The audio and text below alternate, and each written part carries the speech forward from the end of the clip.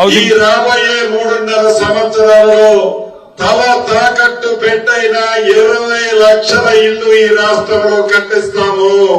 20 లక్షల ఇళ్లు ఇచ్చిన తర్వాతనే మళ్లీ అసెంబ్లీ ఎన్నికల్లో మీ గుమ్మానికి వచ్చి ఓటు అడుగుతాము.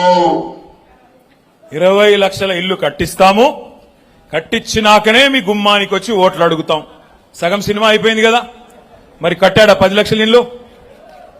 దమ్ముందా పొంగులేటి గారు? 20 లక్షల ఇండ్లు కడితేనే ఓటు అడుగుతా అన్నావు కదా, ఆ మాట మీద నిలబడే సత్తా ఉందా అని నేను పాలేరు వేదికగా అడుగుతా ఉన్నా. దమ్ముంటే స్పందించమని చెప్పి కోరుతా ఉన్నా.